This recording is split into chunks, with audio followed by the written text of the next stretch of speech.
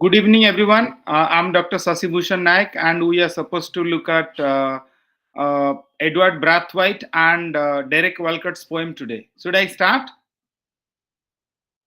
Yes, sir. Okay, do let me know if my slides are visible to you or not. Okay, Yes, sir. is it visible? Yes, sir. It is visible. Okay, fine.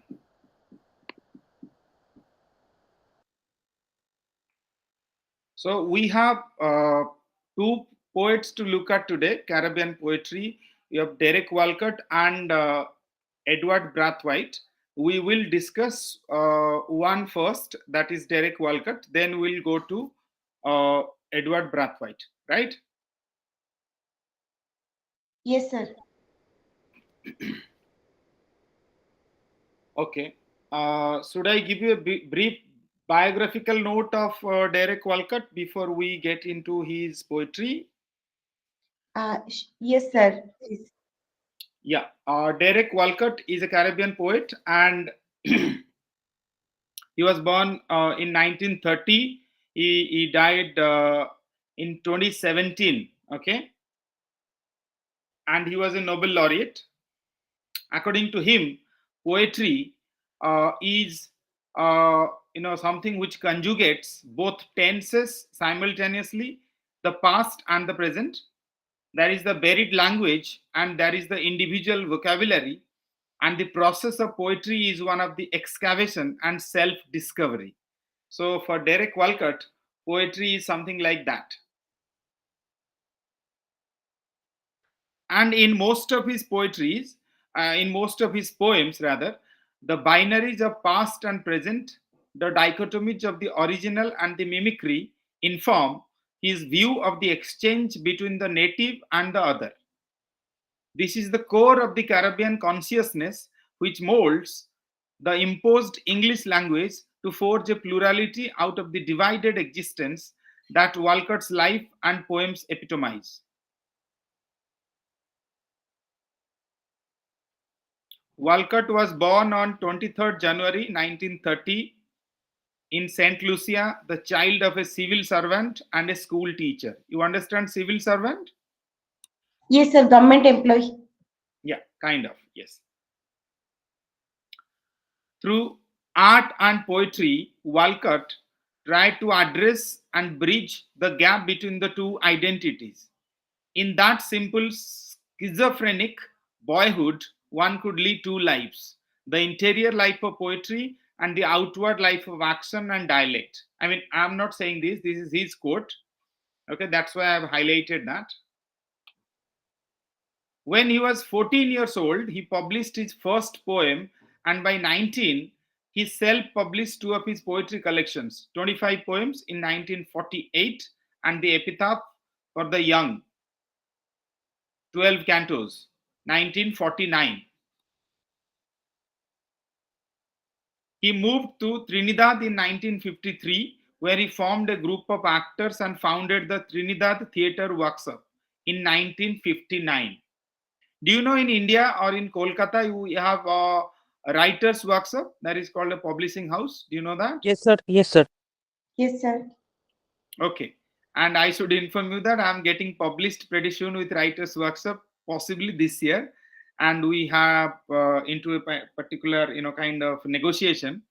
I mean, we are under negotiation to publish a book with a writers workshop. It's a very prestigious publisher in Kolkata and in India. Okay.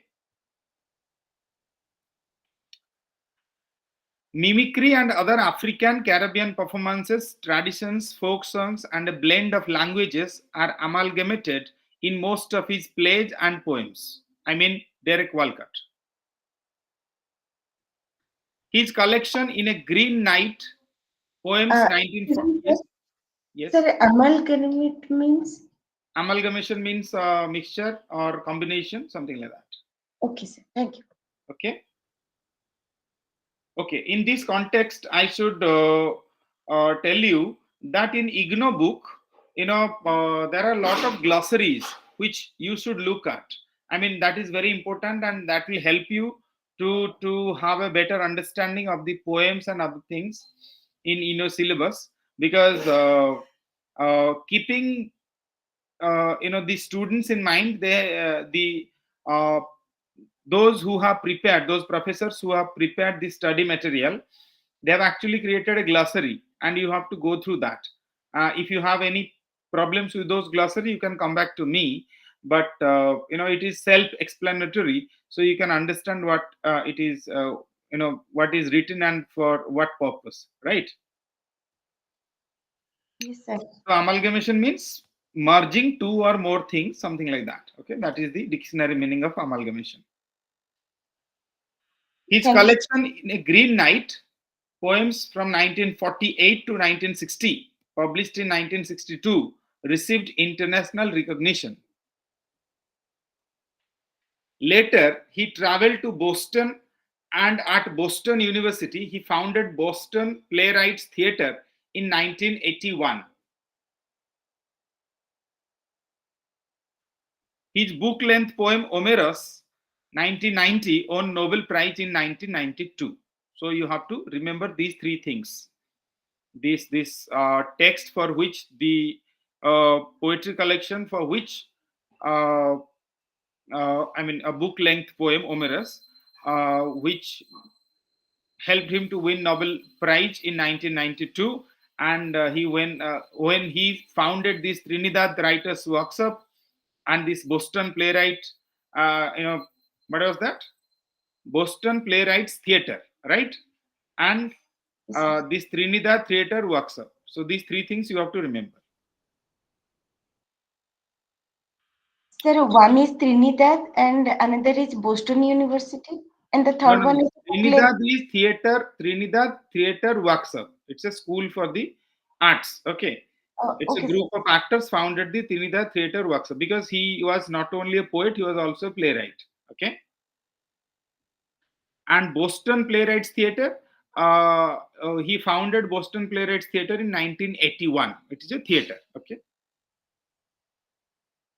And this Omerus is the name of his famous poem, which helped him to win the Nobel Prize. Okay. Yes, sir. And his later collections include The Bounty, published in 1997, Teopolo's Hound, 2000, The Prodigal, 2004, and White Egrets, 2010. So these are the other books or poetry collections uh, which was written by Derek Walcott.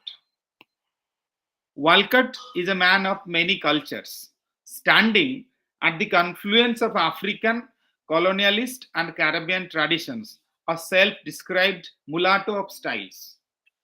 Who can tell me what is confluence?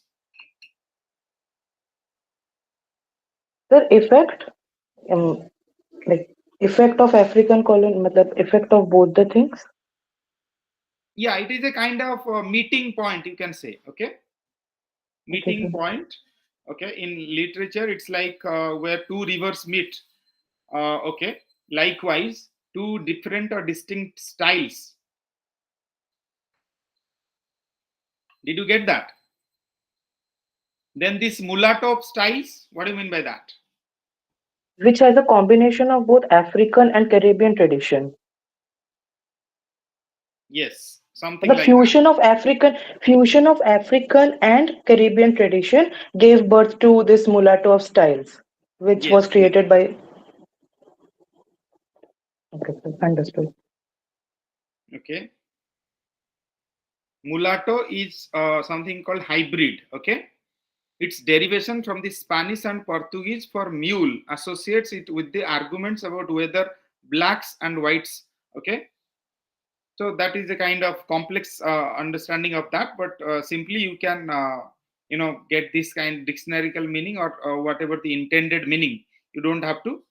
I'll actually send you a PDF or a book on the mulatto of style, Derek Walcott, and hybridity. Okay, I'll send you that. Don't worry. Okay. In his review on collected poems, 1948, to 1984, James Dickey describes Walcott as a 20th century man living in the West Indies and in Boston, poised between the blue sea and its real fish, its coral reefs and gigantic turtles, between a lapsed colonial culture and the industrial north, between Africa and the West, between slavery and intellectualism, between the native Caribbean tongue and English learned from books, between the black and the white in his own body, between the sound of the home, ocean, and the lure of European culture. So, what do you mean by these contradictions in Derek Walcott?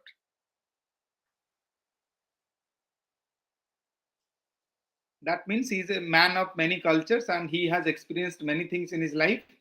He has, I mean, he is an amalgamation, he is a mulatto of styles, he is that sort of writer. Okay.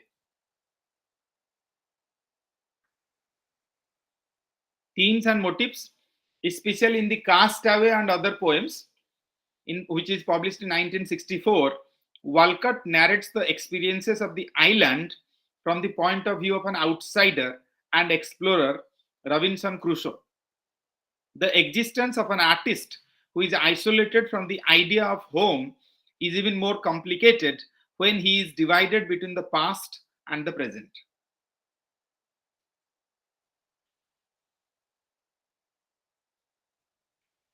In The Gulf and Other Poems, published in 1969, it's another poetry collection. Walcott uses the metaphor of the Gulf that separates his island St. Lucia and the Caribbean as a whole from the United States to denote the division between his colonial past and the post-colonial present. Salman, what do you mean by colonial past and post-colonial present?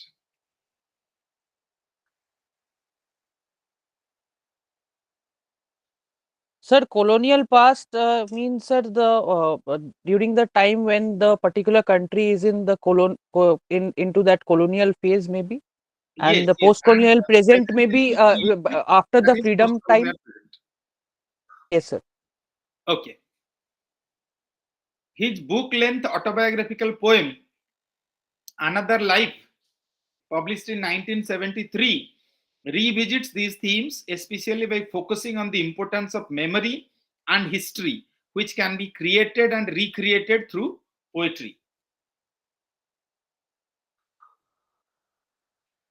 Walcott's art arises from a schizophrenic situation created from a struggle between two cultural heritages, which he has harnessed to create a unique creolized style. Okay, in this context, you have to understand what is a Creole. So, what is a Creole?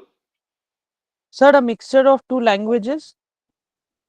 Pidgin and Creole. Okay, you have to go back to linguistics, right? Creole. Yes, I sir. hope you are close to correct, but Creole. Yeah. Like, say, suppose any person is going for travel. Say, I'm giving you an example. Like, any person is going for travel.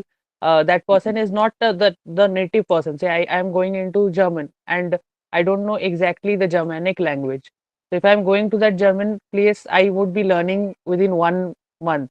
So I would be Mhm. having a pretty much like an average kind of thing. So that would be Yeah. a So, mixture of English and German. So yeah. that's Creole. So that's why it is called Creolized. Okay. Got it. Correct.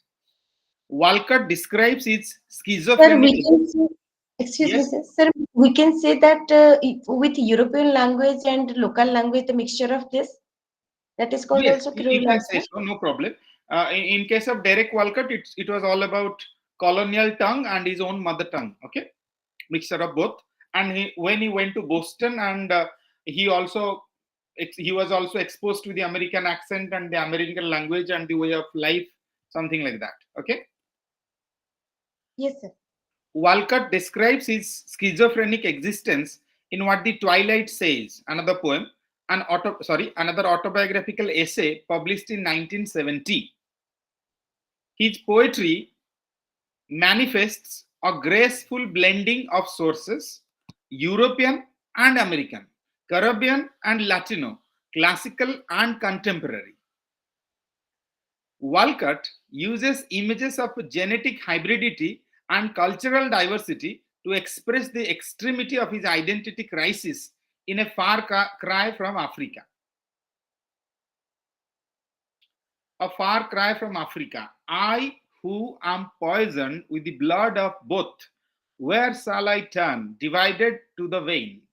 I who have cursed the drunken officer of British rule, how choose between this Africa and the English tongue I love? Betray them both or give back what they give? How can I face such slaughter and be cool? How can I turn from Africa and live? I guess the poem is self-explanatory. You can understand. It's written in pretty simple English, right? Yes, sir. But the meaning is way beyond your, kind of grasp. Okay, let's examine.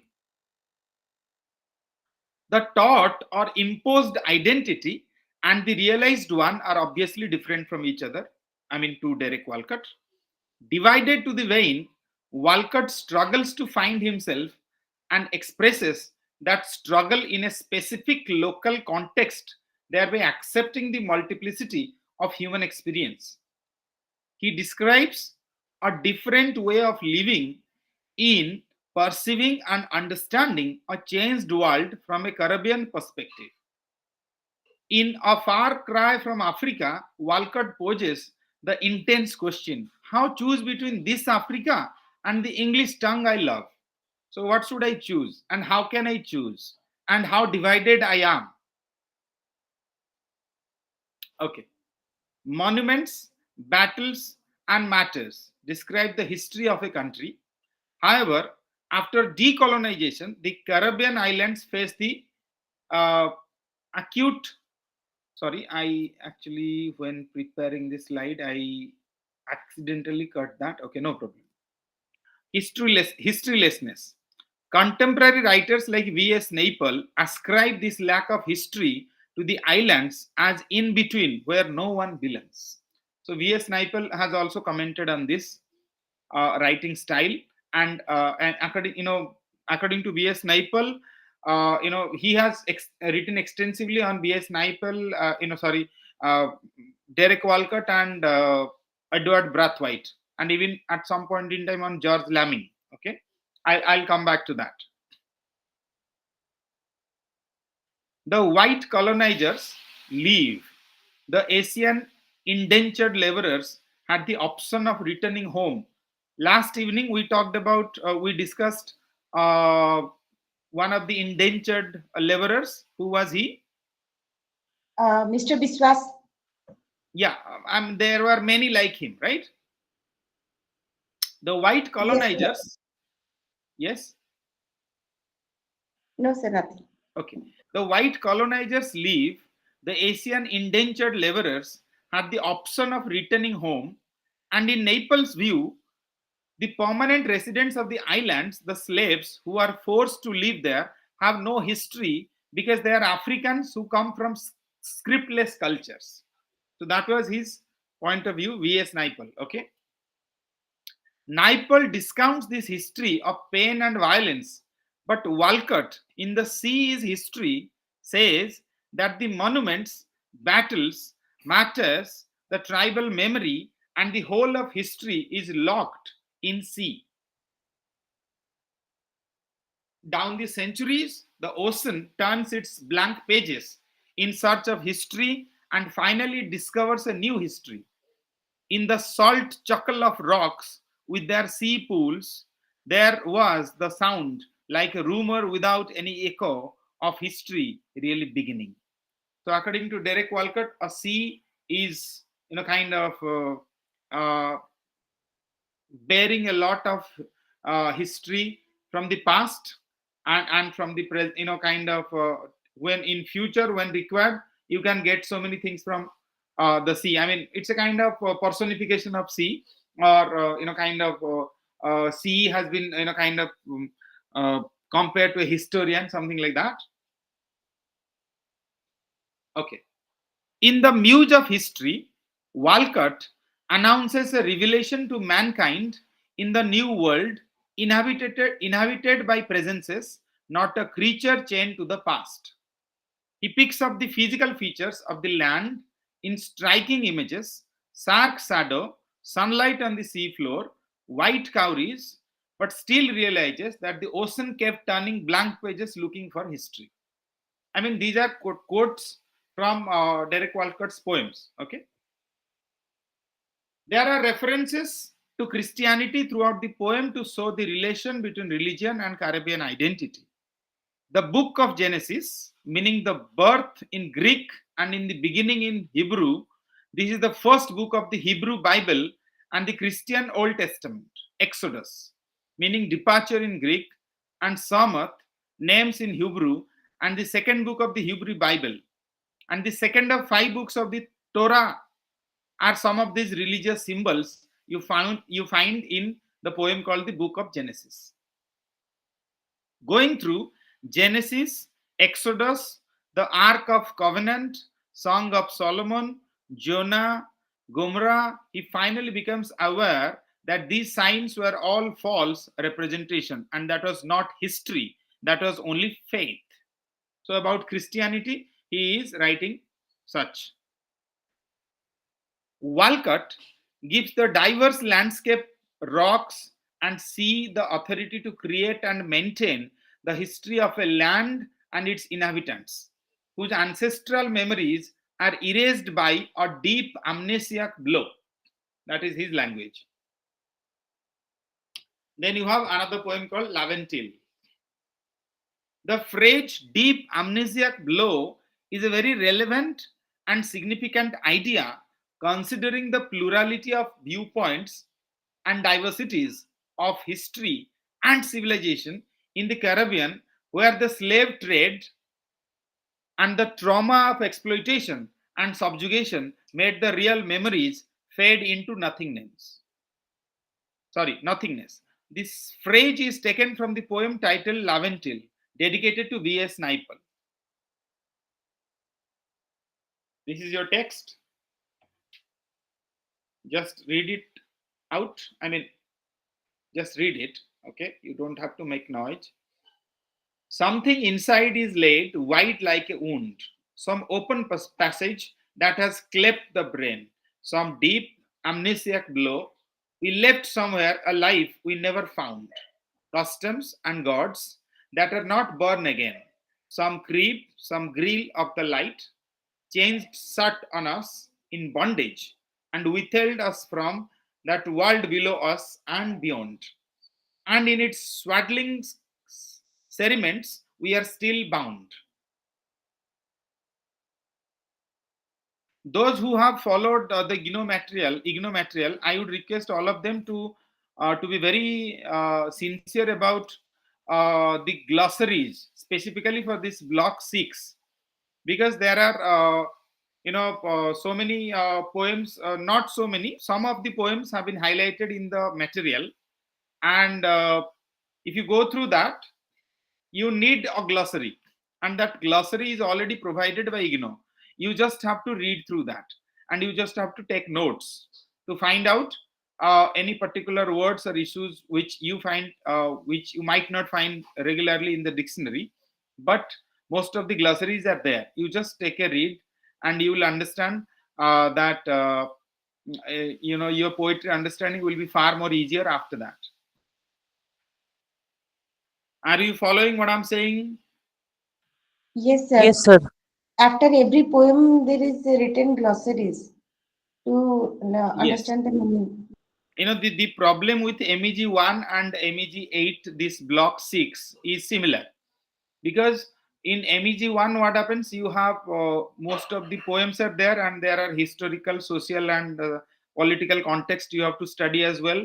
Then you have to study about the biographical sketch of the writer or the poet, and that's why, and again, if you want to have a better understanding of the poem, you also have to read a bit about rhetoric and prosody, like the meter, rhyme, stanza, all these things, to have a better understanding of the poems. So you need to be well equipped before you actually venture into the poems. And the kind of easier part in terms of novels are concerned, like you just read the story, you look at the symbols, the themes, the motifs, the metaphors or the context or the setting or the character appreciation, then you are almost ready for examinations. But as far as poetry is concerned, you have to go deep. You have to go word by word, line by line, stanza by stanza, and you have to understand each element of the poem. Okay, and you have to, be very familiar with all those concepts before you actually dive into that. So that's why dealing with poetry is slightly difficult. I wouldn't say difficult, but slightly challenging than kind of encountering or negotiating with the novels or even drama. It's a bit technical, but novels are slightly easier because the way you look at it. But as far as poem is concerned, you have to be little sincere with that. I mean, sincere is not the right word to use, but I think comparatively you have to be careful about that. Okay. Yes, sir. Yeah. The Schooner Flight. Okay. You can ask me, sir, why is the title like that? I don't know. You have to ask Derek Walcott because he was the creator of this title. I can't help it. Sabine, the mulatto seafarer, in his travel through the sea that erased his history, tries to find a renewed identity through the nature itself. Sabine, who had no nation now but the imagination, realizes that this earth is one island in archipelago of stars. What is archipelago?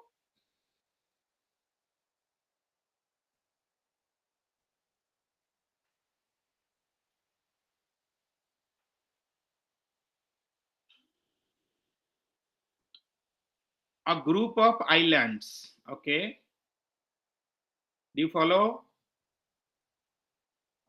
Yes, sir. Ladies and gentlemen, archipelago means a group of islands. Okay. So this earth is one or island in archipelago of stars. And that's a poetic expression. My first friend was the sea. Now it is my last, says Sabine. Sabine is the character protagonist in the poem. The schooner flight. Okay.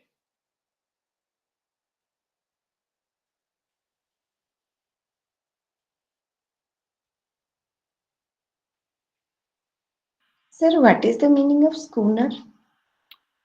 Schooner. Okay, you'll have to respect that.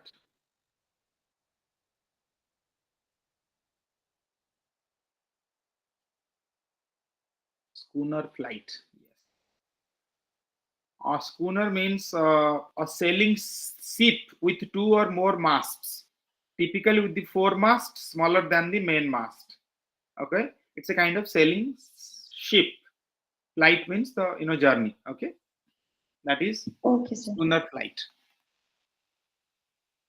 With the naming of the place, Walcott contextualizes the Caribbean mulatto Sabine, whose way of living is intertwined with the nature around him.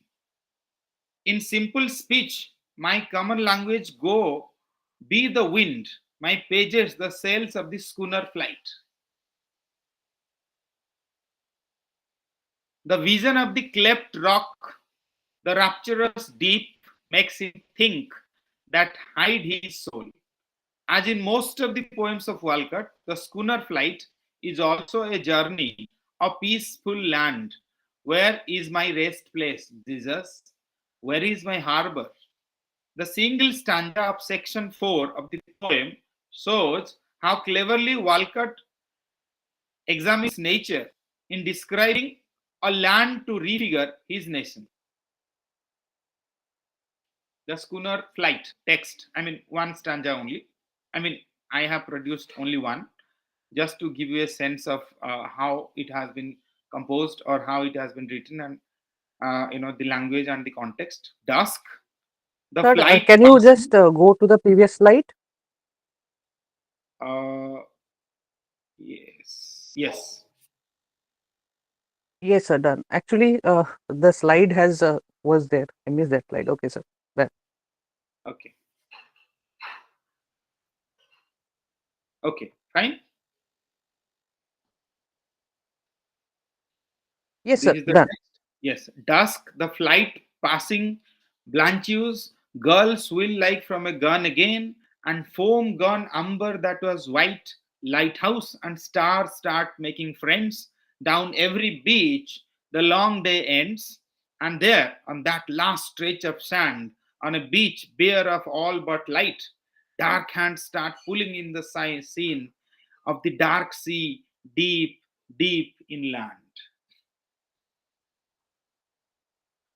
The sea, which symbolizes the Middle Passage, stands for the slave colonization and simultaneously connects the old and the new worlds, redefining received notions of identity. He announces through the voice of Sabine, hero of this poem, the schooner flight, I'm just a red nigger who loved the sea. I had a sound colonial education. I have Dutch, nigger, and English in me, and either I'm nobody or I'm a nation. Okay. Walcott finds the authentic existence of the artist in himself within a contrasting duality. I mean, we have already discussed a lot about his duality. In the earlier slides, I talked about how he represents a kind of many worlds in himself. How he represents many cultures, how he represents kind of many dualities in his approach to life and his past and his writing. He writes, I'm a kind of split writer. I have one tradition inside me going in one way and another tradition going another. The mimetic, the narrative, and the dance element is strong on one side, and the literary and the classical tradition is strong on the other. So he is a bridge, or he is, kind of, he is representing the both the worlds of this, split personality kind of thing. However, as he says, I think I got rid of that feeling of inferiority extreme as a painter practicing the actual skill of painting light, which is what really is about, at least a representational painting. The initial lines of the first chapter of Another Life embraces both.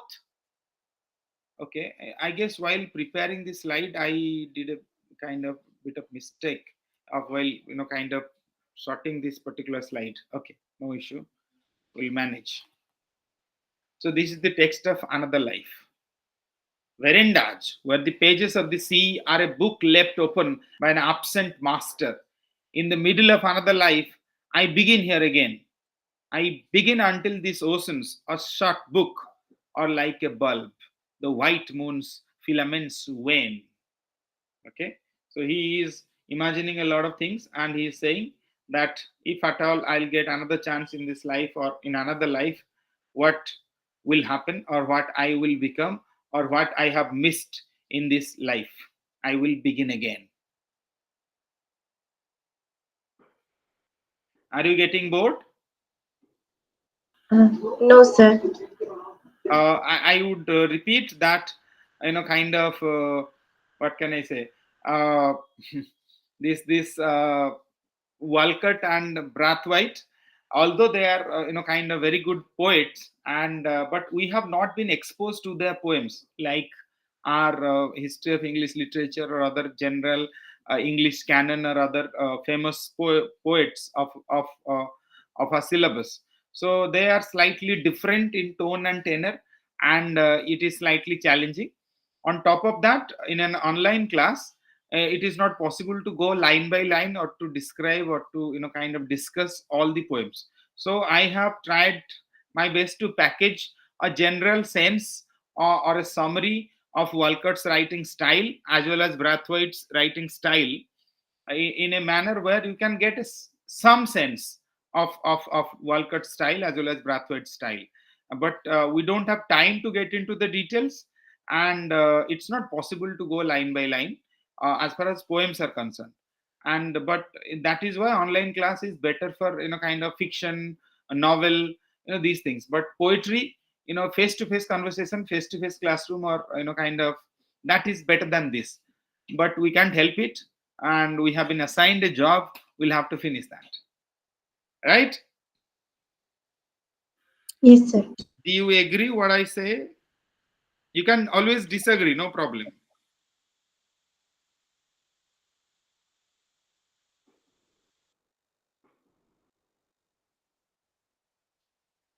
Okay. Sir, I just wanted to say one thing to you, sir. The Mhm. slides have been prepared very well. Just for one or two slides, the right hand side, yes, the right hand side is slightly getting cut while we are seeing, especially with the text when you are like this another life. This some of the slides are getting cut from that side. You can see. Okay, Yes. I understand that. Other than that, it's okay, sir. You have you have really worked hard in preparing these slides. I can understand because there are so many poetries.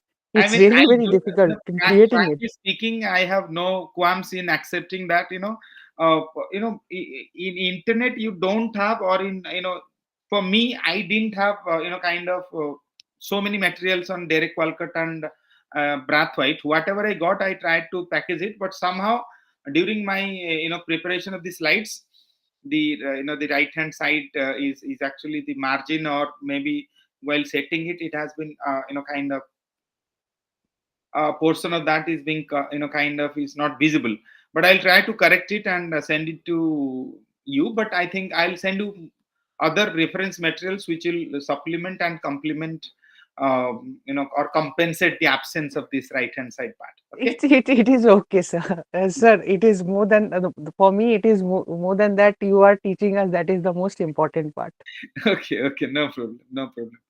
I mean, how come this happened? It shouldn't have happened. It's okay, sir. It's okay. Sir. Might be with the context of the slide. It happens with it sometimes with the Okay, okay. text Now the text reason why context. I actually, took a screenshot of this, then I tried to fit into the slide. That's why there is a problem. I would have typed it, it would have been far more better. But because I didn't have, kind of, a lot of time, so I just had to, kind of depend on this technology to help me. It did help me, but to certain extent, technology cannot replace the human brain, right? Okay, no problem. We'll manage. The castaway is a figure experiencing a blend of being Caribbean and discovering the world through the English language. The schizophrenic sensibilities of the mulatto are conveyed in another life, crystal of ambiguities, revealed in a paradoxical flash of instant. The image crystal ambiguities shows the paradox of his self endowed with crystal's clarity and not drowned in mystification. Yet, what the crystal reflected, multiple, varied, and hence not limited to any single identity. So he is saying that I belong to a dual identity, kind of thing. So I belong to both school of thoughts. Okay. Walcott aspires that both disciplines, the both can be the physical binary of Africa and Europe, artistic binary of poetry and painting, or the binary of past and the present, would by painful accretion cohere and finally ignite. The poet, who is poisoned with the blood of both, is cursed to be alienated from the society as well as the self. Look at the philosophical side of this particular poem. The extraordinary world of creativity arising from the chaos of the tangled pluralities showed him another life where he has to live in a different gift, its element, metaphor, pointing out that artists are castaways in a state of exile. Have you seen the movie Castaway by Tom Hanks? No, sir. You should watch it. If you are studying English literature, you will enjoy that. I mean, it's a very boring movie, but you will enjoy that. And you will tell me why I did say that. Because, in that movie nothing happens. Okay. There is a lot of waiting. Have you gone through this? Have you read Waiting for Godot? Yes, sir. Samuel Beckett. Okay. Yes, sir. Two act Okay. play.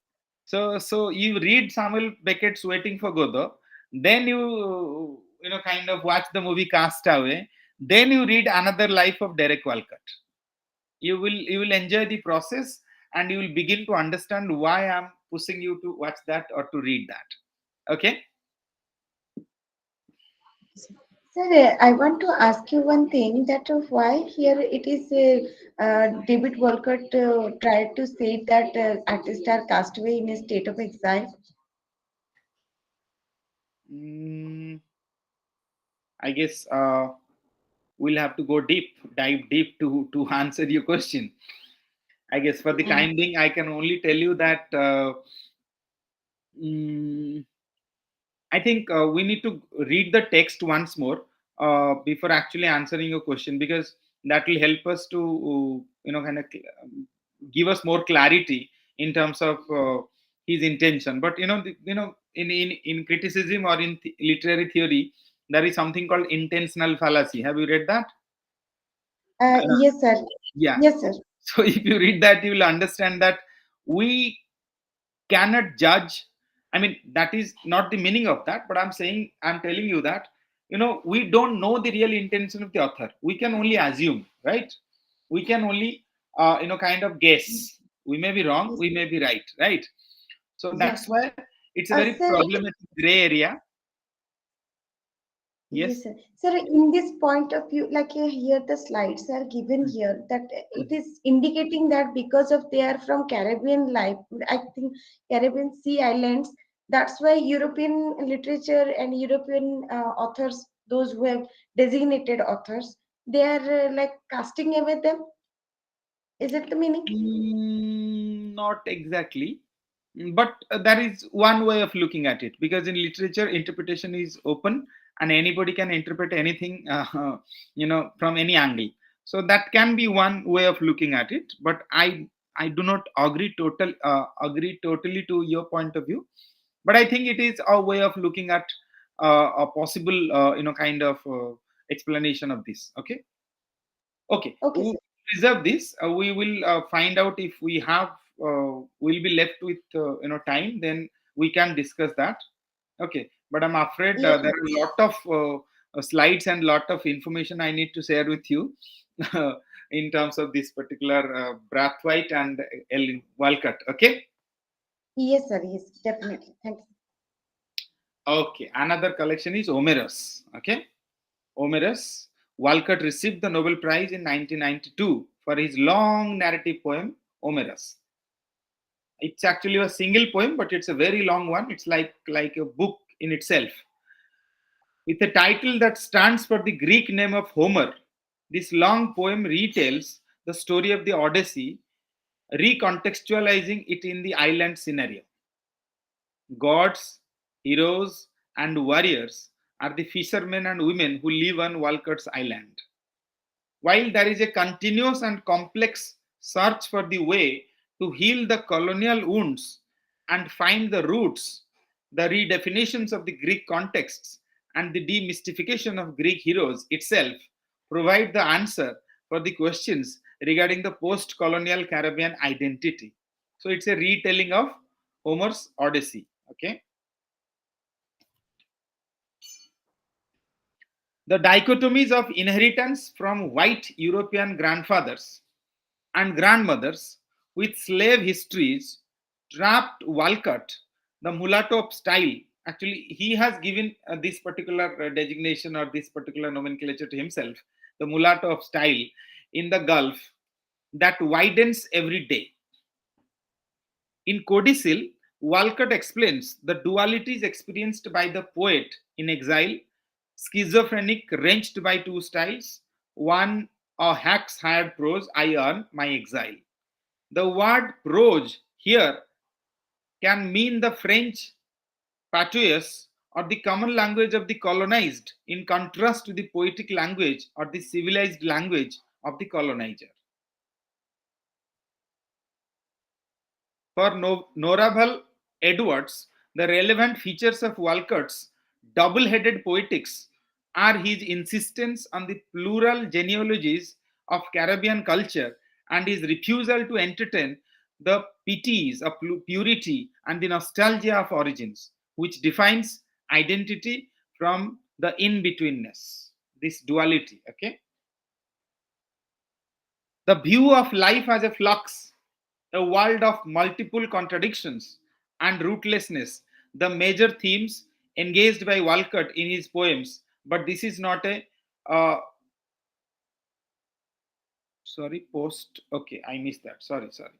Rather, it is a celebration of plural reality, that is, the history of slavery has brought the Caribbean, which now stands at the basis of a Caribbean aesthetic. Okay, so I mean the slides were long and the informations were many, and we haven't discussed any poem, with its technical aspects or kind of line by line meanings, but we had a sense of what can I say, what kind of Derek Walcott represents. Okay. Should I talk a bit more about Walcott's life? Actually, there are so many things which you should know. As students of kind of this particular paper, you should have more information than kind of your counterparts, to kind of make sure that you have kind of ample information, which will actually catapult you to a better what can I say, kind of marks. Okay, no problem. Okay, there is an interesting thing which you should know, that is, once he borrowed $200 to print his first collection, 25 poems. Okay, which he distributed on street corners. I mean, look at this guy. This guy wanted, he never thought that I'll be a Nobel laureate, and he borrowed $200 to print his own poetry collection, which name was 25 poems, and later he became a Nobel laureate. Okay, so that is one interesting aspect of Derek Walcott.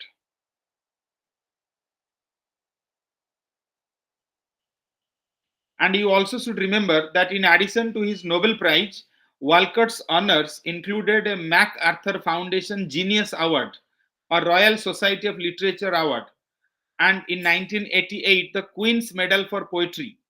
And he was an honorary member of the American Academy and Institute of Arts and Letters. He died in 2017, I mean 2017. And you also should remember that Walcott was also a renowned playwright, apart from being a Nobel laureate or Nobel prize winning kind of poet. In 1971, he won an Obie Award for his play Dream on Monkey Mountain, which the New Yorker described. You know New Yorker, a famous magazine, literary magazine in America, in USA. Sir, I don't know. Okay. Just go to Google and Google it. You will find New Yorker. New Yorker is a very famous magazine, and most of the time, it features a lot of articles and critical articles on literature. Okay. New Yorker described as a poem in dramatic form. Walcott's plays generally treat aspects of the West Indian experience, often dealing with the socio-political and epistemological implications of post-colonialism, and drawing upon various genres such as the fable, allegory, folk, morality play, etc. With his twin brother, he co-founded the Trinidad Theatre Workshop. I have already told you that in 1950. In 1981, while teaching at Boston University, founded Boston Playwrights Theatre. He also taught at Columbia University, Yale University, Rutgers University, and Essex University in England. So he's a man of many, talents. Okay.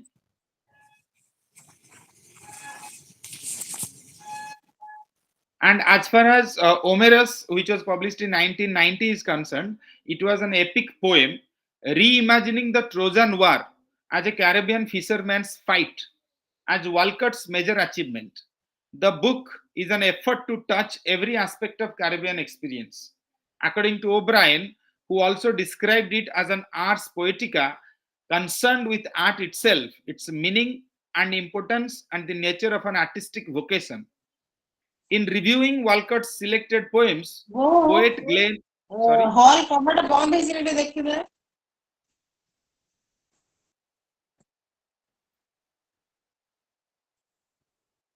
please mute your audio. Yes.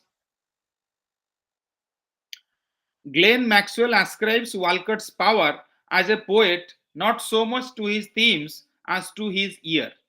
The verse is constantly trembling with a sense of body in time, the self slung across meter, whether meter is steps or nights or breath, whether lines are days or years or tides. Okay. Salman has shared the address of New Yorker. Okay. No problem. So we'll go to Edward Brathwaite. Is that okay? Yes, sir. Sir, poetry is a little bit difficult rather than novels. How we I will told do? you that at the beginning. Okay. Because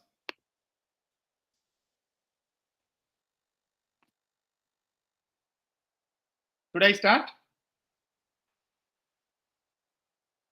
Yes, sir. Yes, sir. Edward Kamau Brathwaite is one of the most renowned of English writers to have emerged from the Caribbean islands. This lesson introduces students to the life and work of Brathwaite. And he has some kind of famous poetry poems and poetry collections. Through mother poem, sections of the arrivants and the middle passages, students will be exposed to the life and works of the poet, the themes that he explored in his poems, and the unique style which he adopted. And these are his other works. Like, Brathwaite has authored several collections of poems, essays, and plays. Some of his prominent publications include Four Plays for Primary Schools, published in 1964, Odell's Choice, 1967, Rites of Passage, 1967, Masks, 1968, Islands, 1969, Folk Culture of the Slaves in Jamaica, 1970, The Development of Creole Society in Jamaica, 1770 to 1820, published in 1971, The Arrivants, 1973, Contradictory Omens, Cultural Diversity and Integration in the Caribbean, published in 1974. I will give you the full bibliography in the WhatsApp group, okay? Other Exiles, published in 1975. Days and Nights, published in 1975. Mother Poem, another famous one, 1977. Soweto, 1979. History of the Voice, 1979. Jamaica Poetry, 1979. Barbados Poetry, 1979. Sun Poem, 1982. Afternoon of the Status Quo, 1982. Gods of the Middle Passage, 1982. And the Third World Poems, 1983. These are the most of the prominent publications of Edward Brathwaite. We discuss poem included in the Arrivants, Mother Poem, and Middle Passages. These are the collections. The Arrivants or trilogy consists of 3 volumes of poems including the Rites of Passage, Masks, and Islands. In the poem Tom, which is included in the volume Rites of Passage, Brathwaite writes, "So many seeds, the cotton breeds so many seeds."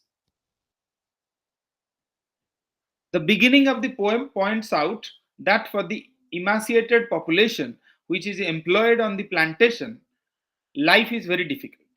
Family structure is emasculated and children are removed from their parents. The social milieu in an otherwise fertile soil is unnecessarily harsh. The colonial master requires more hands to exploit the lands which have been assigned to him. Hence, they require more men. Another stanza from the same poem. Grow on, cotton lands, go on to the bottomlands, where the quick cassava grows, where the sick back dries, where no one knows if he lives or dies. Look at the stanzas and their rhyme scheme, okay? Brathwaite paints the harsh reality of life in the islands. Centuries' exploitation have led to a situation where life and death exist as a means of words devoid of their meaning. In the other poem, Didn't He Ramble? Brathwaite writes, so to Newark, London, I finally come, hope in my belly, head smothered down to the bone to suit the park I am playing. The poems in Arrivants said light on the situations. Okay, I have done the same mistake here in terms of the slides, but we'll manage. Next time I'll be. I mean, it has never happened to me, but I don't know how I missed this. Okay, no problem. The poems in the Arrivant said light on the situations that have formed the folk from the islands find their way to the metropolis. The poems depict the plight that these immigrants face as they build their lives unfamiliar and harsh milieu. The theme of the nothing keeps recurring through the book. The Arabans deals with the idea of Africa as the imaginary homeland to which Caribbean black population is forced to cling to. However, Brathwaite doesn't romanticize Africa. Sir, what is the meaning of Miller? Salman, can you help me with this? Milieu, social milieu. Yes, sir. Milieu. Social milieu is. Wait.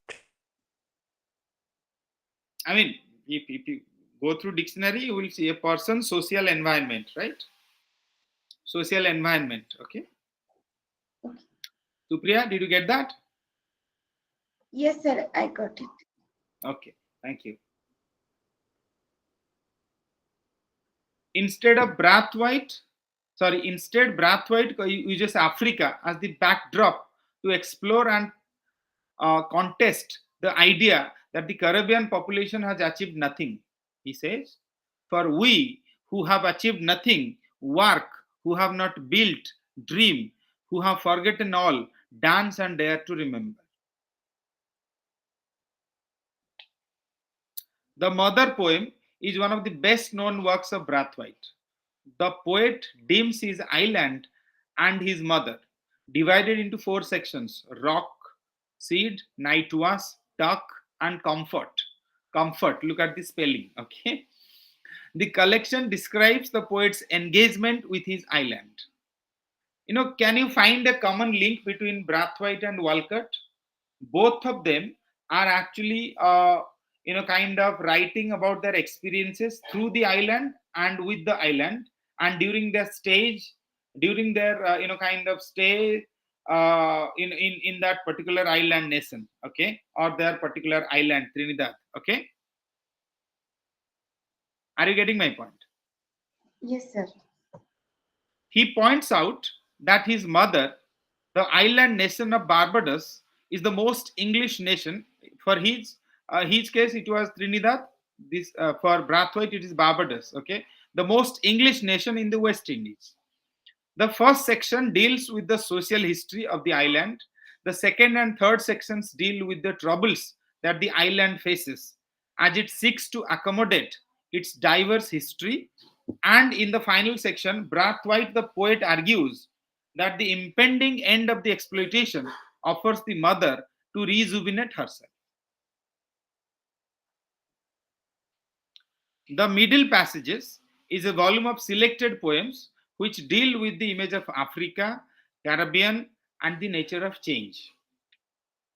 6 of the 14 poems included in the Middle Passages are taken from X/Self, published in 1987.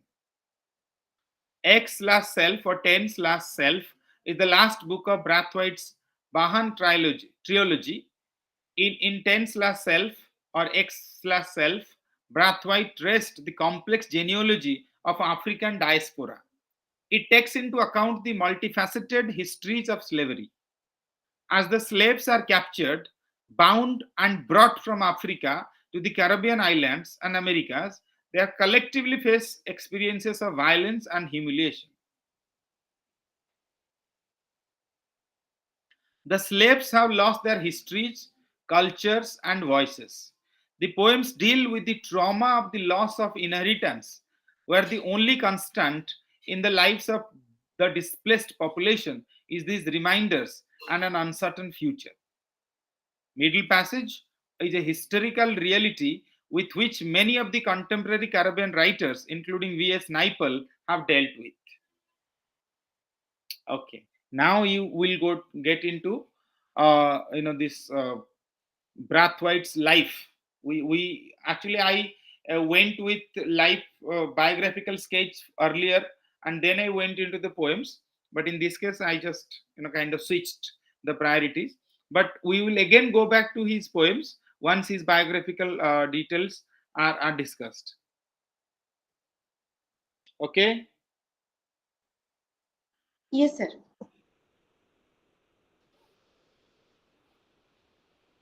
So let me kind of tell you a bit of information about Brathwaite.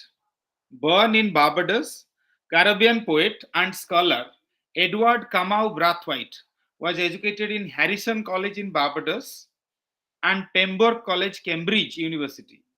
He earned his PhD in philosophy from the University of Sussex.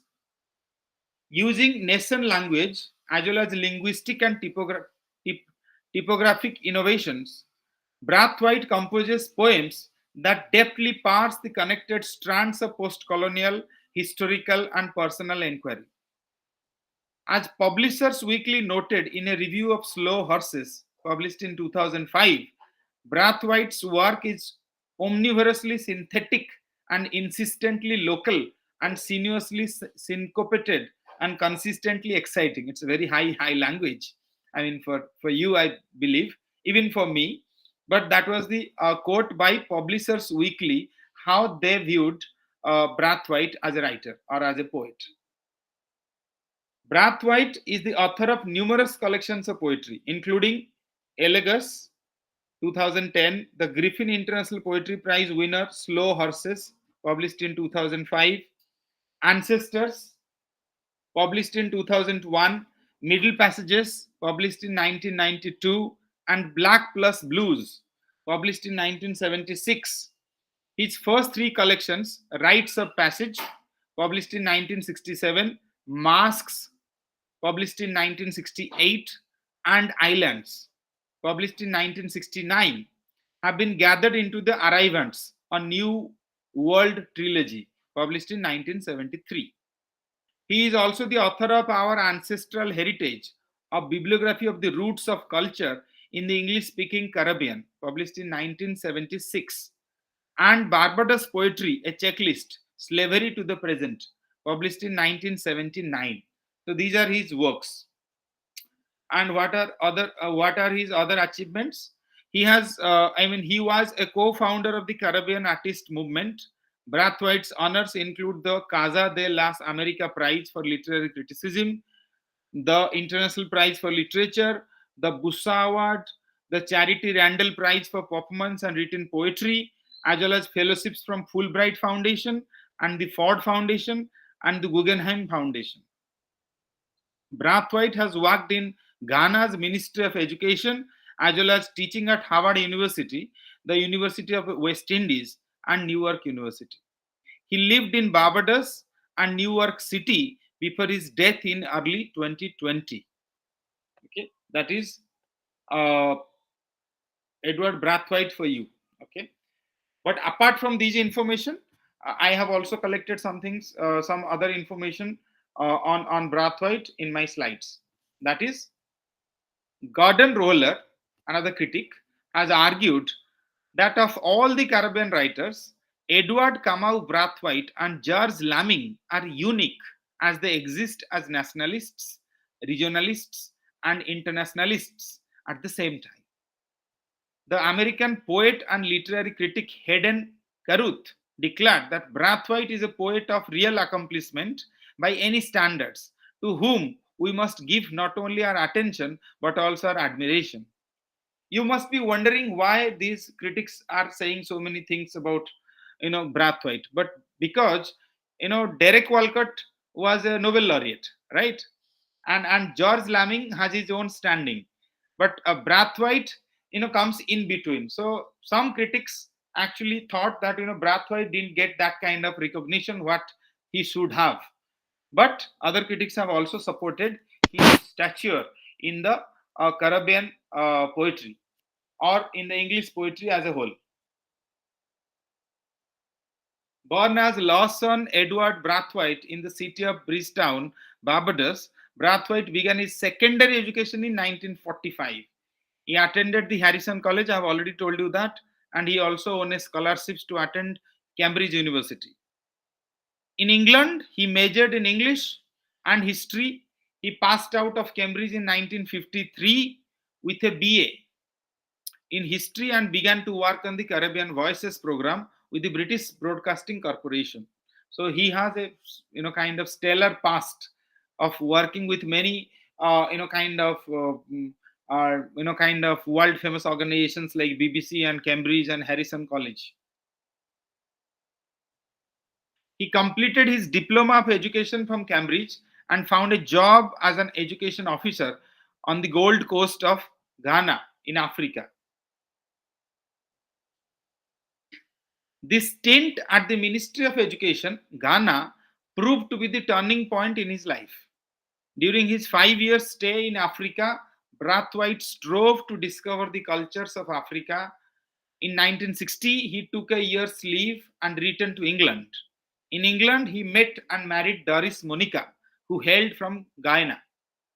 In Ghana, Brathwaite began to write prolifically.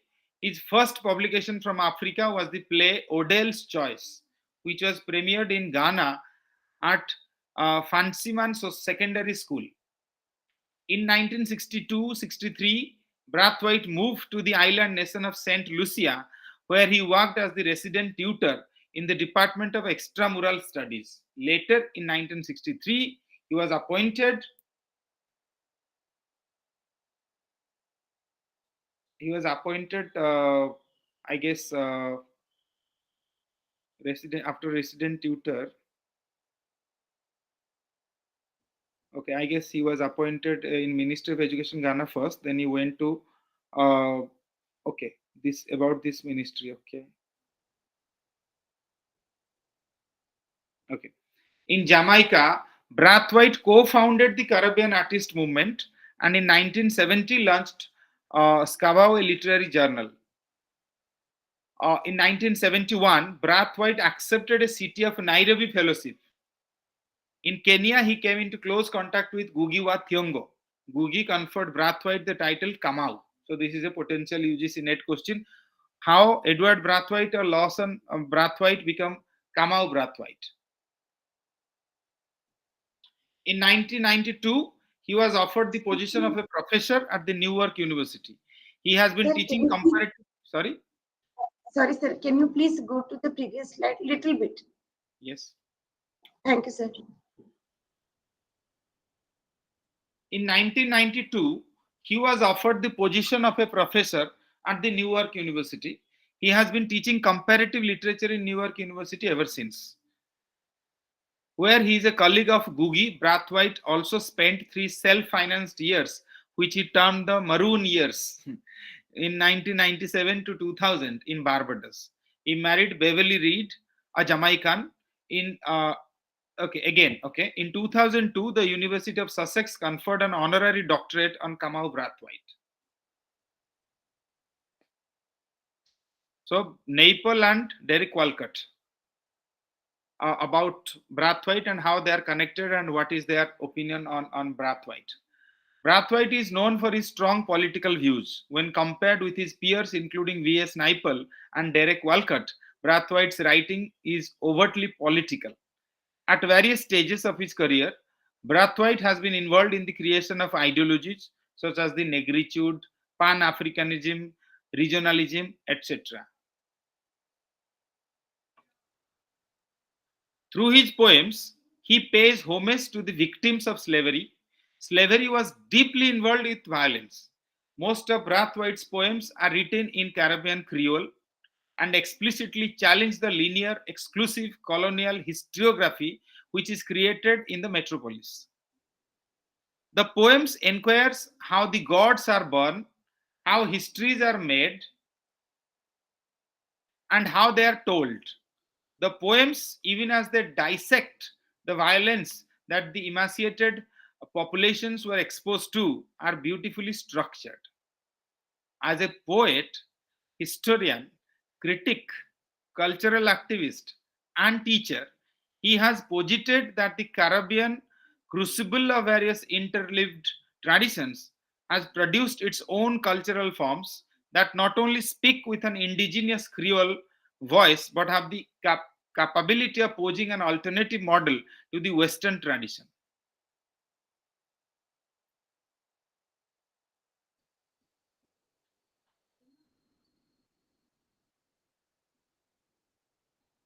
Just a sec. Are my slides visible to you?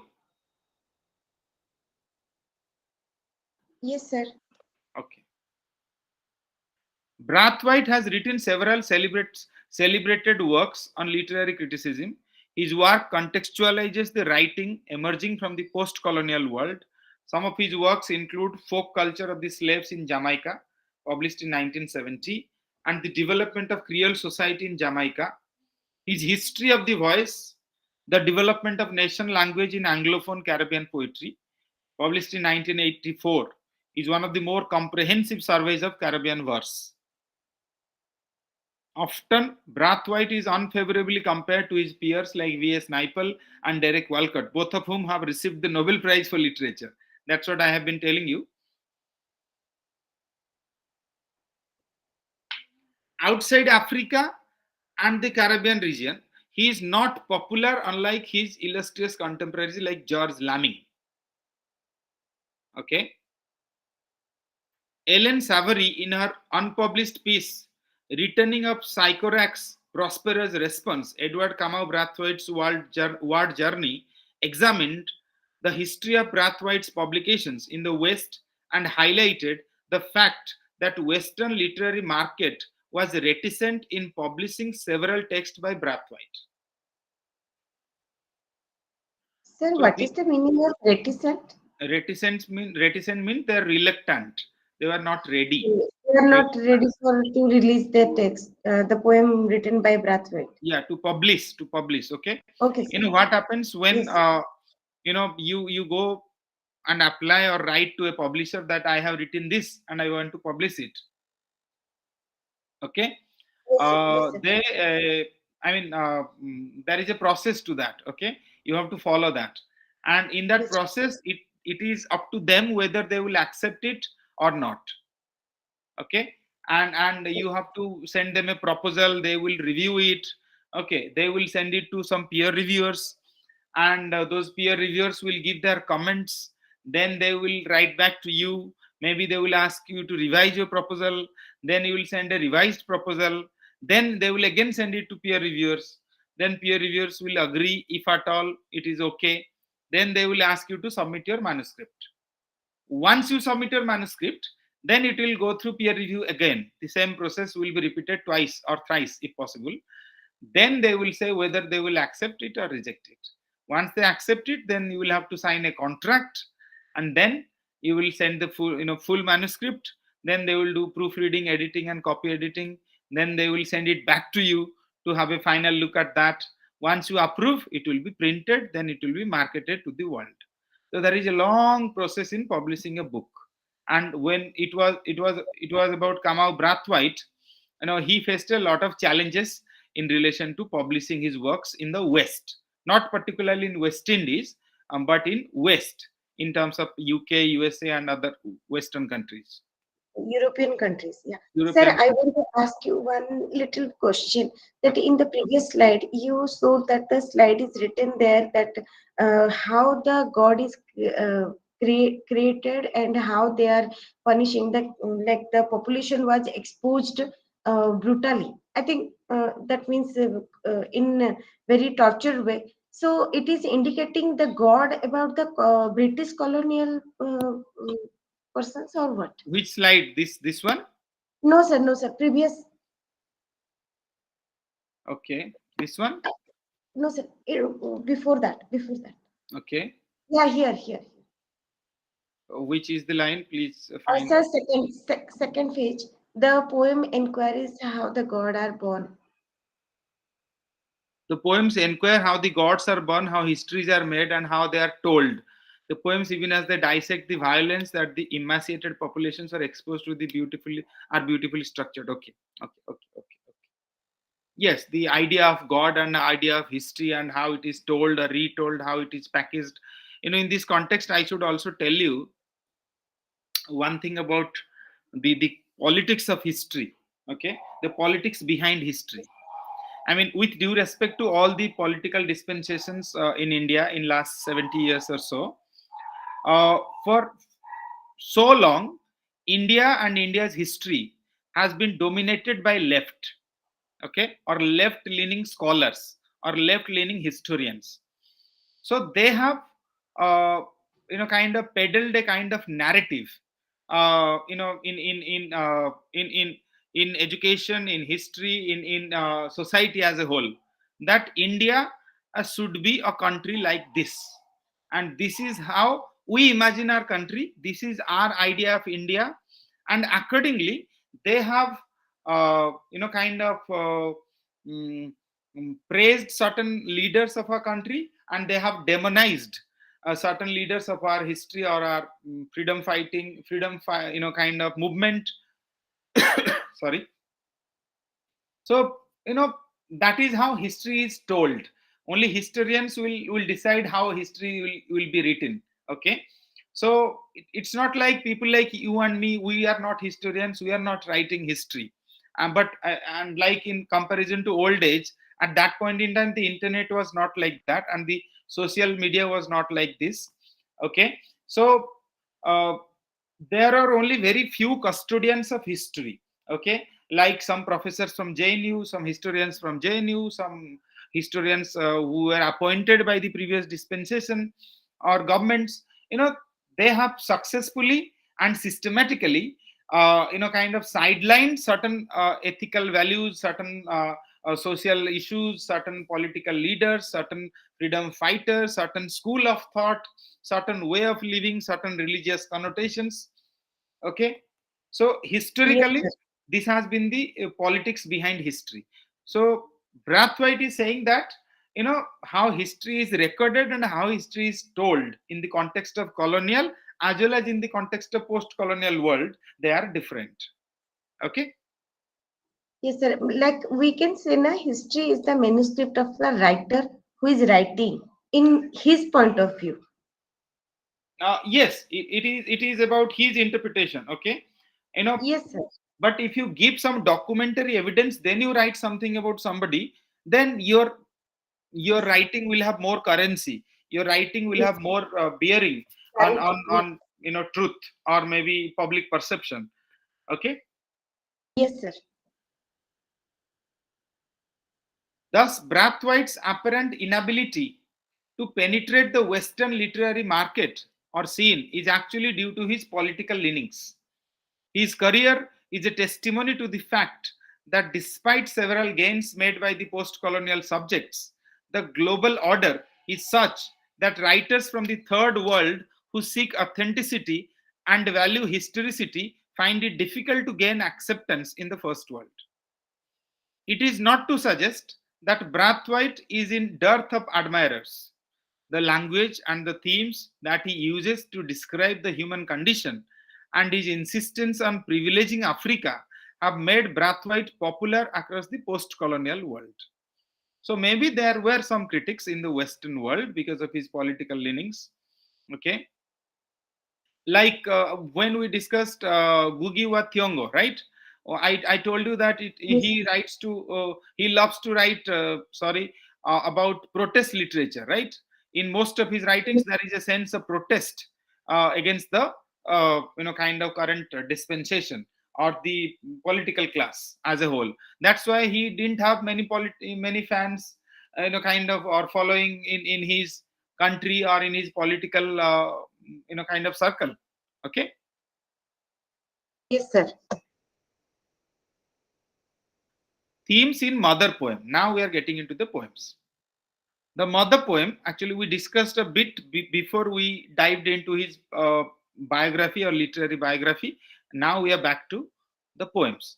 The mother poem, published in 1977, is perhaps the most noted work of Brathwaite. It is considered a part of trilogy alongside Sun poem, published in 1982, and X La Self, 1987.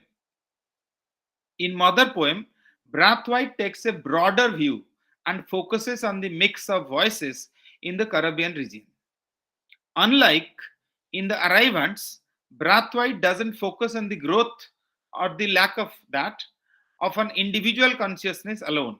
He considers the nature of sex, race, and geography on the growth and development of thought in Caribbean. He points out that the limitations of sex, race, and geography have limited. The mother poem is indicative of the fact that Brathwaite is, again, the same problem. I'm very sorry. I apologize to all of you. I mean, I don't know how it happened, but maybe I was in a hurry because these slides were pretty long, and I had to kind of package them properly. I guess if I am correct, these slides, 89 or 90 slides I had to prepare, and in the process, it was like a kind of oversight which I missed. Okay, no problem. We'll manage. I mean, do you follow what I'm saying? Yes, sir. It's okay. Okay. I guess from tomorrow we have one more class tomorrow, then 26th or 27th. I'll confirm that. I guess this problem will not be repeated. Okay. The mother poem is indicative of the fact that Brathwaite is nationalistic and the interests of Barbados are of utmost priority to him. As Brathwaite writes in the preface to the poem, the mother in the poem is the nation, Barbados. Brathwaite points out that the island nation is porous, and he writes, it reminds the reader that Barbados is a small island which is a kind of limestone formations and dried up water sources, which is, a landscape which is severely fragmented is further, as Brathwaite writes or points out, debilitated by the experience of colonialism. The poem is divided into 4 sections. I have already told you that: rock, seed, night was, stock, and comfort. Sir, what is the meaning of debilitated? Debility, yes. Debility means debility, physical weakness, maybe. Okay. Okay, sir.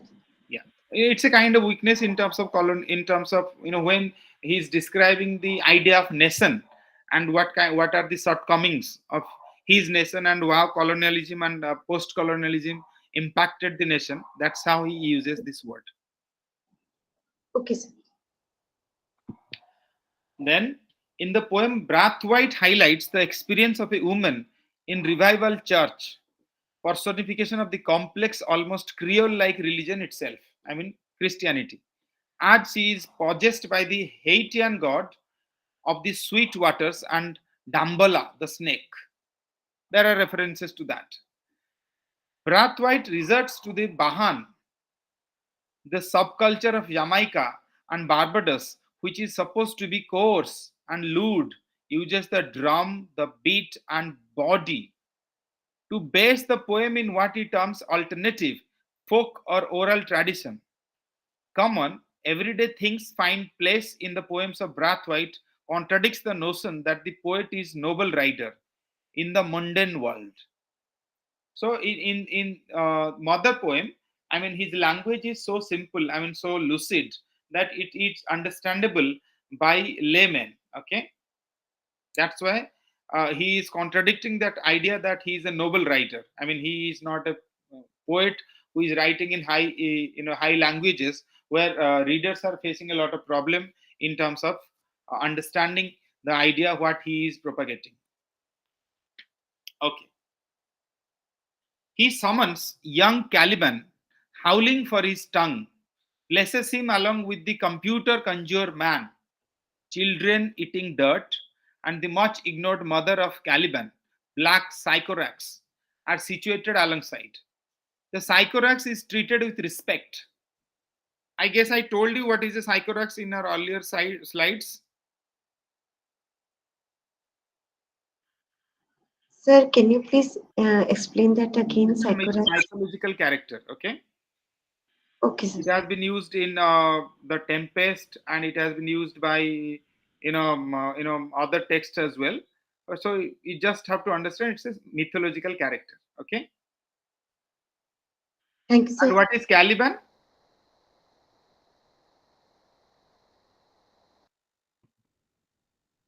Again, Caliban is a reference to Tempest by William Shakespeare. Okay. And Caliban is Prospero's servant, or a kind of Prospero's servant, as well as he's a monster. Okay. So there are references to that. Have you read Wasteland of T.S. Eliot? Yes, Salman? sir. Yes, sir. It is still there by MEG-1. Yeah. And in Wasteland, what you will find a lot of allusions. That means reference to other texts in literature, right? And that is how this Sycorax and Caliban and all these things are being presented in the mother poem. Okay. Did you get that? Yes, sir. Thus, the work contextualizes the hybridity of Barbados, an island which was inhabited by humans before the advent of Christianity, modernity, colonialism, and slave trade began. The poem depicts the subjugation, the coercion, and the rape of the mother, I mean, island, personified. Okay. The nature of the emaciated and emasculated sons, and urges for a cultural awakening to save the mother from further exploitation and eventual destruction. So, what is personification, Salman? Sir, perception. No, no, not perception. Sir, Yes, we discussed this in the previous class also. yes. Then, Personification then is why Supriya is missing that? Sir, actually, personification, I forgot. Personification means when you treat a inanimate object or a kind of any object as a person. Okay, you attribute kind of Imagine, yes, sir. nature or Yes, sir. human characteristic something non-human, right? Yes, yes, yes, sir, I remember. Sorry. Okay, okay, okay. No problem, no problem. I just wanted to kind of build connection to other things which we have already discussed. Okay, you have to be observed in English literature to actually do it better. Okay, you will just, if you want just marks and just a degree, then I don't think you'll be able to do justice to this. Okay, so I want, and I invite all of you to just dive into this, take a deep dive into this literature world and Yes, world sir, of I'm poetry. trying to. Okay, once you do that, once if you love the literature, literature will love you back, and it will give you back so many things. But you just need to jump. Okay, you just cannot be a reluctant kind of reader. You have to be a kind of open reader. Okay, you have to read, you have to get into that, you have to enjoy. Okay, are you getting my point? Yes, sir, I'm getting your point, and sorry for that, that I forgot. No, no, no, no. It's just I'm just this is not a classroom where I'm your teacher and I'll just you know you know say you something like that. It's not like that. It's just an online class. I just want all of you to be involved. Okay. So if something we have already discussed, if you have that in your mind, then it's good. If you don't, you can always go back and study. No problem. Okay. Fine. Yes, yes, sir. To fully appreciate the Arrivants, there is another poem, Arrivants, we need to keep in mind the life of Brathwaite as read uh, as we read the poems. Brathwaite rather convincingly argued that the middle passage experience was not an entirely traumatic experience. He viewed the middle passage as an experience which allowed a pathway or a channel between African tradition and what is being evolved on a new soil in the Caribbean. In the essay Timeri or Timeri, Brathwaite states that he went to England believing that he was a British citizen. However, in the mother country, he found and felt rootless. You can say how and why he is saying England is the mother country, because they colonized. Okay, that's why. And he found and felt rootless. On completion of his education, Brathwaite went on an exile to Ghana. In Ghana, Brathwaite discovered his African roots. In his own language, he has written, slowly, slowly, ever slowly, obscurely, slowly, but surely, during the 8 years that I lived there, I was coming to an awareness and understanding of community, of cultural wholeness, of the place of the individual within the tribe in society. He gradually began to develop a sense of identification as he associated with the people of Ghana, whom he deemed were his living diviners.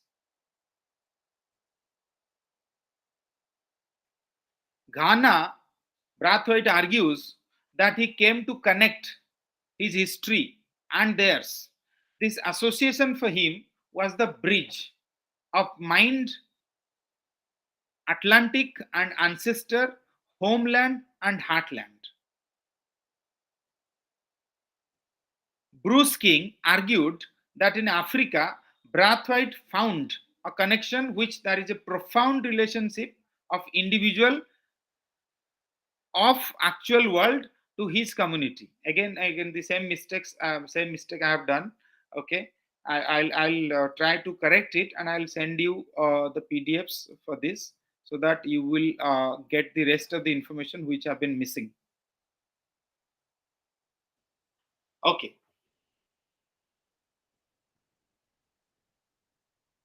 Themes in Arrivants. As Paul Gilroy discussed, Brathwaite's belief in Afrocentricity helped him to create, recreate, and reconstruct African genius and values and narrate this experience. These values for Brathwaite are to be created from the experience and history. Thus, Africa is the central theme of the poem. In the section titled Masks, Brathwaite refers to several of Africa's cultural markers. These include African empires such as Ghana, Mali, Songhai, Benin, Congo, and Chad. He writes about the urban centers of Axum, Timbuktu, Ogaду, Takoradi, Kumasi. Look at the names. The legends and the myths of Africa are referenced along with history of Africa, African personalities as Chaka, Osai Tutu, and African gods as Ogun, Dambala, Olodumare, Tano are invoked. The poem also invokes the tropical African rainforest, lists out its fauna and flora of Africa. So these are the possible themes in Arrivants. What else? In the section Masks is a very different form of the violated new world which Brathwaite inhabits. Brathwaite's vision of Africa is mythical and nostalgic picture, and it seems Brathwaite is the son who returning to his roots. These poems could have been titled Africa. However, Brathwaite terms them as masks. The choice of the title is political, as Brathwaite's efforts are not to romanticize the past. What else? In Arrivants, the black population are denied home, culture, language, and religion. They are prevented from forming self and subjected to dehumanizing experiences. Yet the black man in the new world has survived and made that world his home. The poet argues that before the black man can possess it fully, he must understand that journey which he was forced to undertake from Africa to New World. This is the theme in Masks. Africa, Brathwaite argues, welcomes its children who are returning home. Brathwaite says that Akwaba they smiled, meaning welcome Akwaba they called.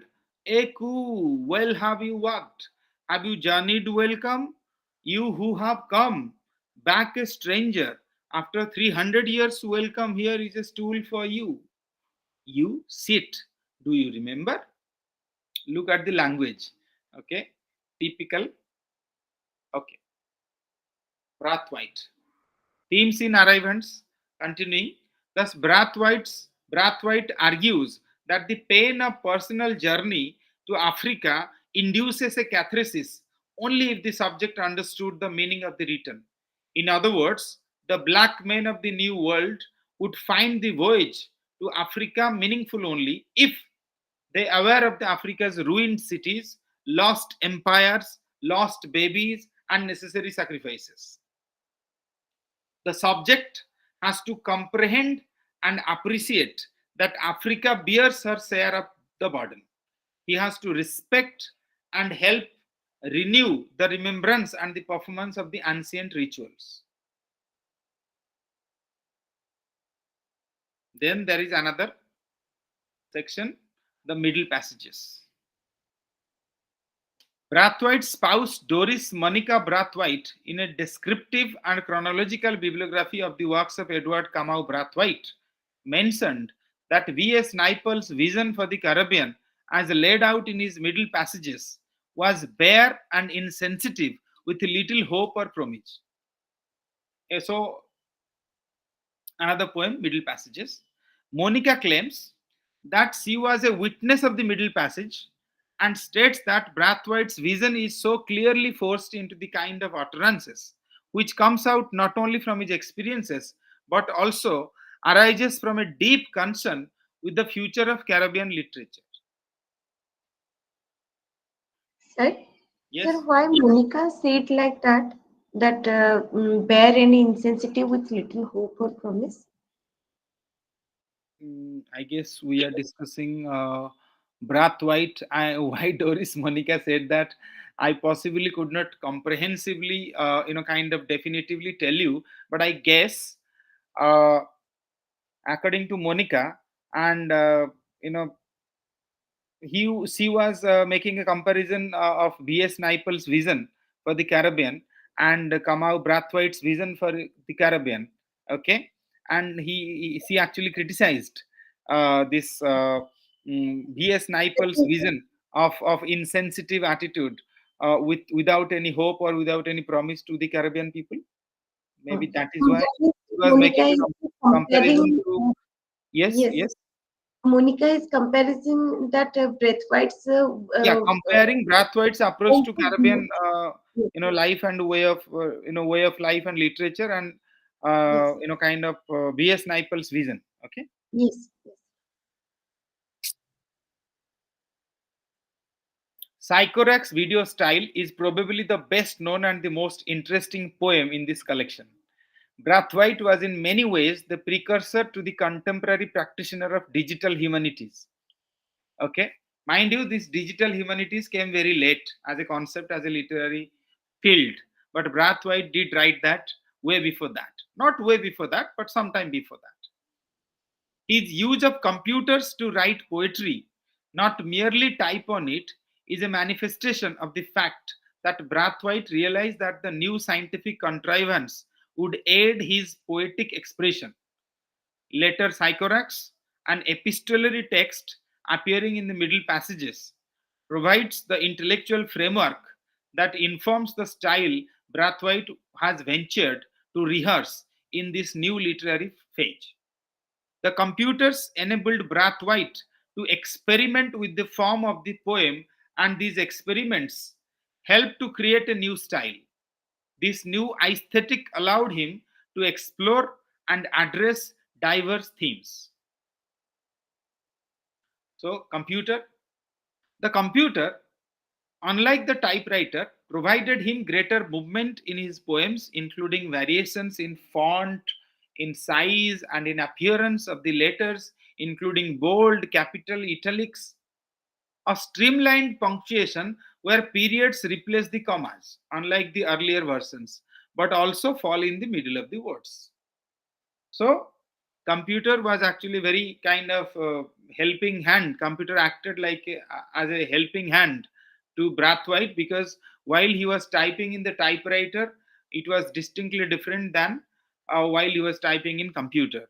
It was far more easier in computer because of the font, because of the size, because of the appearance, the looks, because of there are multiple options like bold, capital, italic, everything. But in typewriter, you don't have that. The words are interrupted into various syllables, and these interruptions disrupt the usual meaning. What is a syllable, ladies and gentlemen? Can anybody voluntarily tell me what is a syllable? I know that, but I want you to tell me that. Sir, it is syllable is like in a word there are small units. So there It is unit can of be pronunciation having at least one yes, vowel sound. one vowel sound. So It it may can be have stressed or consonant or not, unstressed. but it has to have a vowel sound. Okay. Okay. The words are interrupted into various syllables, and these interruptions disrupt their usual meaning. Brathwaite plays with the alignment of the poems. Some are justified. You understand alignment, justification, center, left margin, right margin. You understand that while you type with Word, Yes, Microsoft sir. Word. Okay. Brathwaite plays with the alignment of the poems. Some are justified, aligned center, and at times even right. These transformations in the form allowed him to use the nascent language more efficiently. The usage of the nascent language is best illustrated in the letter Sycorax. The narrator used nascent language and explores the new possibilities of writing on a computer. The poet redraws every X in the poem, hence every X is big and bold and stands out with an added flair. The words are realigned to point out the inherent irony of colonialism. The Caliban is attempting to avoid the examples of Prospero. Okay, mind you, Caliban, Prospero, Sycorax, these are all mythical characters which has already been used by Shakespeare in The Tempest. The text is aligned to the right. Several words are intentionally misspelled, and he uses non English words. The poem is addressed to the mother Sycorax, mother of Caliban, whom Shakespeare and other European writers have depicted as an exiled evil witch who exercised demonic control over several spirits. The poet informs his mother, "Dear Mama, the computer has opened up endless possibilities for writing and is one a day best things since Cicero. The innovation in computer enables the writer to re-examine and comment on the relationship between Prospero and Caliban. The poet declines to limit himself to merely opposing Prospero, but chooses a more self assertive outlook on history and self. And he says, "But it is like what I try into sense about muse in computer, mouse, learn in Prospero, lingo, ting not fedem, not fedem, de awe Caliban, done but fay way. I mean, look at the language, okay? It has some African touch, some Barbados touch, and some of the traditional English as well. The combination of later Sycorax and the more linear text that make up middle passages puts us in touch with Brathwaite's sustained efforts articulating and realigning his personal feelings with that of his community and of reconciling literary and oral traditions in Caribbean poetry. The poet declines to limit himself to merely opposing Prospero, but chooses a more self assertive outlook on history and self. He says, "But it is like what I try." I guess I have already done that, right? Yes, sir. In the other poem, X bar self, Brathwaite's is the X bar self who has become the Caliban. The Caliban is informing his much maligned mother of his new place in the history. He is offering the mother his perspective of history. The poem begins with Dear Mama, I written you this letter. Wah, guess what? On a computer. Okay.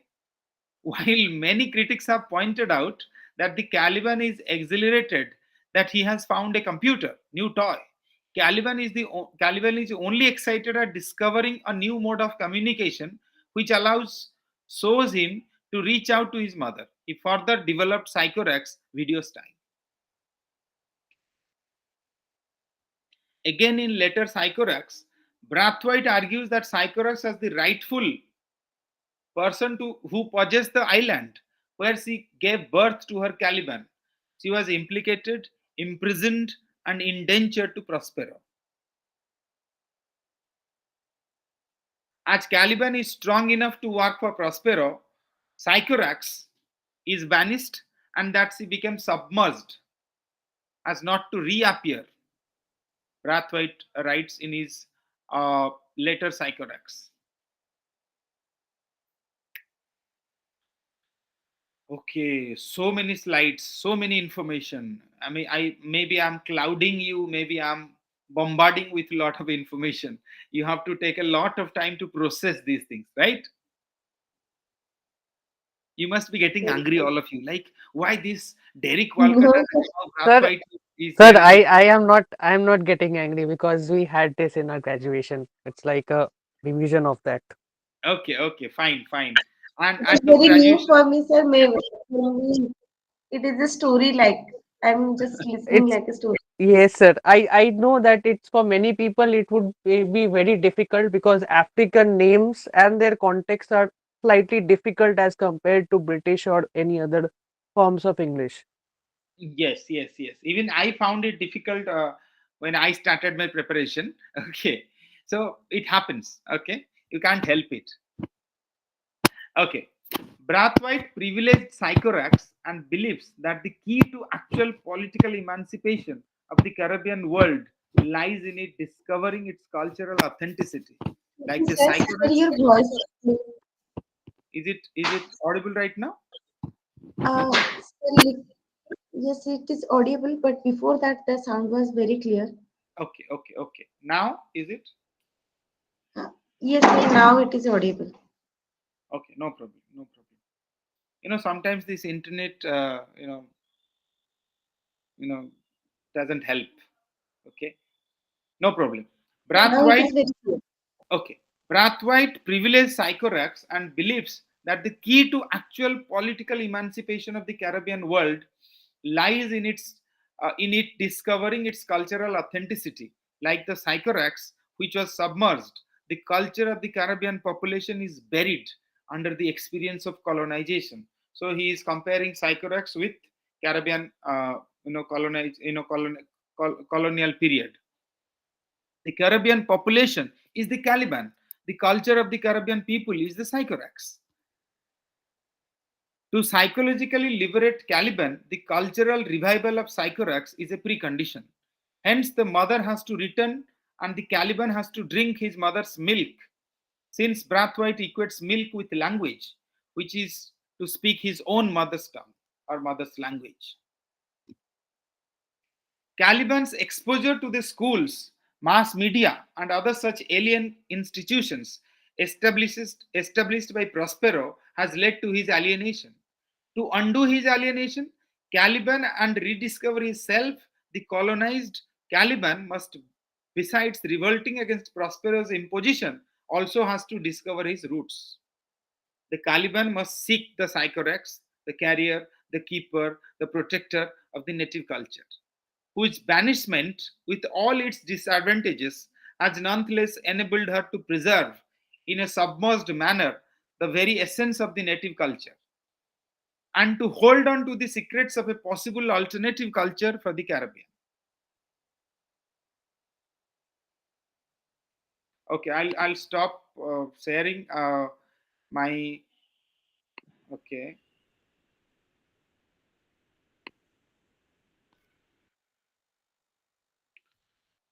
what I'll do now, I'll take you to another site where you should uh, go through. Okay, just a sec.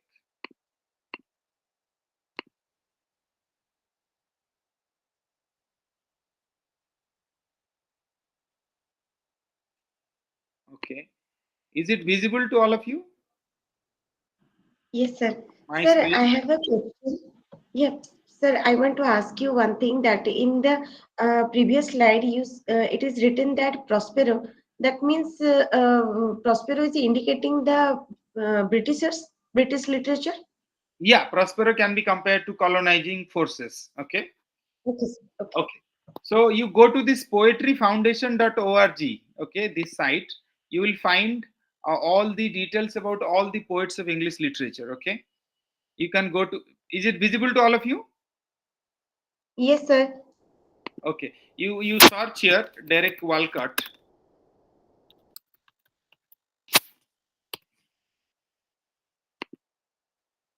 Okay, you will find all the articles about Derek Walcott, and if you go to these poems, you will find all the poems available in the site of Derek Walcott. So you can go to Season of Phantasmal Peace, Prodigal 14, 12, 11, 10, Sea Grapes, The Feast, Bleecker Street, Bounty, Omerus is there, The Schooner Flight is there, Map of the New World, Bicun Point, Star Apple Kingdom, okay, uh, so many poems. Okay, you go to the Prodigal is there. You go to page number 2, you will find Islands and Saint Anne, others. Okay, and if you go to Brathwaite, okay,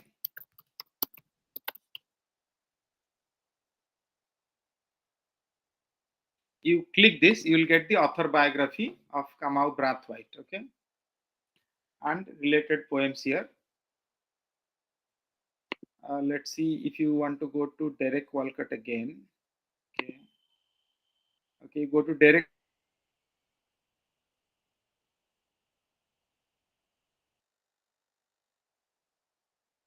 You'll get all the poems here.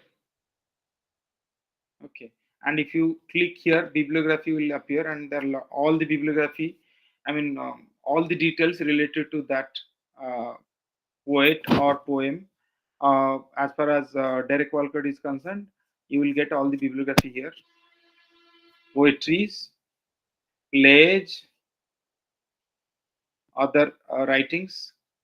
Okay, and further readings. What are the books you should prepare? I mean, if you want to have more knowledge or more information about Derek Walcott, you'll get this. Did you get that? Yes, sir. It's a very good site for information, and you will get a lot of complementary information and supplementary information on any. Okay, in the IGNO material, what you will do, you will go to this unit 1 and unit 6. It's very important. Don't avoid that. And you have, there is something called glossary here. Creole is here. Okay, Amerindian, Antilles, dialect, diaspora, Middle Passage, Negritude, Patois, these things that is there. So you will get a sense of what I'm trying to tell you. Okay, and if you go to this unit 6, you have concepts like his intertextuality, orality, diaspora, and all these are there. Are you getting my point? Yes, sir. Sir, sir, in IGNO material, the analysis is written there. That is the explanation of the poem, right? Yes, yes. Okay, You sir. know, there are so many, the information is quite actually handy. I mean, you will actually get a sense of what exactly is going on. If you get some supplementary materials, then it will help you further. Okay. Yes, sir. So, ladies and gentlemen, I know this block 6 was a kind of challenge for both you and me, but somehow we discussed Brathwaite and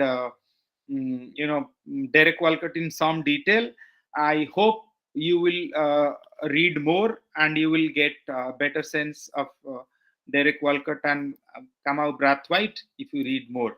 and I'll try to send you some PDF files which I have collected in relation to Brathwaite and Walcott, and you take those things and download it and print it if you can, if you may.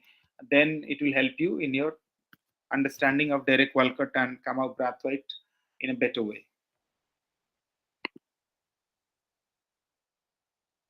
So, ladies and gentlemen, should we call it a day?